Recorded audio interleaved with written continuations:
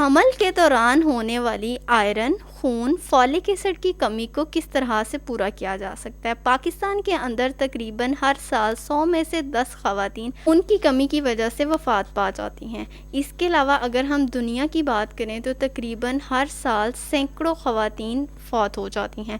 تو یہ ایک بہت ہی سیریس کنڈیشن ہے کہ حمل کے دوران کن اشیاء کا استعمال کرنا چاہیے۔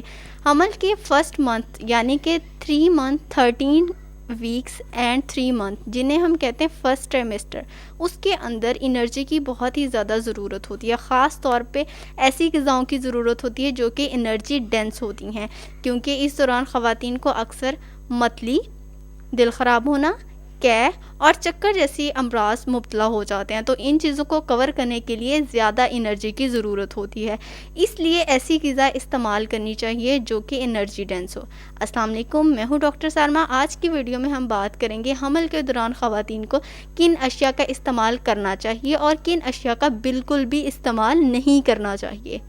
تمام غذائی اجزاء کے ساتھ ساتھ جو چیزیں سب سے زیادہ ضروری ہوتی ہیں ان کے اندر فولک ایسڈ جو کہ 400 سے 800 mg تک چاہیے ہوتا ہے، آئرن 0.8 سے 1 ملی گرام تک نیسیسری ہے، کیلشیم بہت ہی ہائی مقدار میں چاہیے ہوتا ہے۔ ان تمام چیزوں کو صرف اور صرف ڈائٹ سے پورا کیا جا سکتا ہے۔ اس کے علاوہ فولک ایسڈ ایسی چیز ہے جس کو ڈائٹ سے نہیں پورا کیا جا سکتا، تو اس کے لیے اسپیشلی سپلیمنٹ استعمال کرنے پڑتے ہیں۔ اب ہم بات کرتے ہیں ان 7 چیزوں کی جو کہ لازمی استعمال کرنی چاہیے۔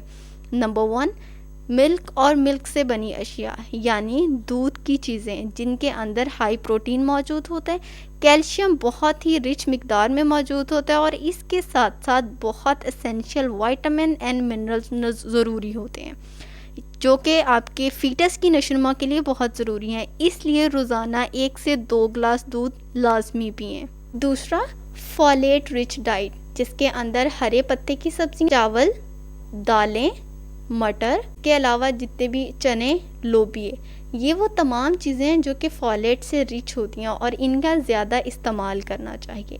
اگر پروٹین کی بات کریں، ایگ اینڈ پولٹری، انڈے ایک ایسا کمپلیٹ ڈائٹ ہے جو کہ ہمیں تمام نیوٹرینٹ پرووائڈ کرتا ہے، جس کے اندر خاص طور پہ پروٹین ہائی مقدار میں شامل ہوتی ہے۔ اس لیے پروٹین کا رچ سورس لینے کے لیے آپ کو انڈے لازمی استعمال کرنے چاہیے۔ تقریباً دن کے اندر 1 سے 2 انڈے لازمی کھائیں۔ گوشت لازمی اپنی غذا کے اندر شامل کریں۔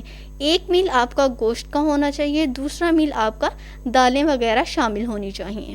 چونکہ اس دوران بہت سی عورتوں کو متلی اور قے کا مسئلہ ہوتا ہے اور اس کے علاوہ چکر آنے کی وجہ سے بے ہوش بھی ہو جاتی ہیں، تو ان تمام مسائل کو حل کرنے کے لیے پھلوں کا زیادہ استعمال کرنا چاہیے، کیونکہ پھل ہمیں انرجی فوری پرووائڈ کرتے ہیں جو کہ ہمارے دماغ کے لیے جسم کے لیے بہت ہی زیادہ ضروری ہے۔